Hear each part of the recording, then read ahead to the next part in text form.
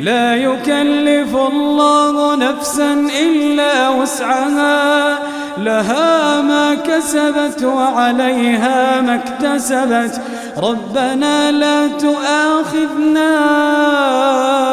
إن نسينا أو أخطأنا، ربنا ولا تحمل علينا إصرا كما حملته على الذين من قبلنا،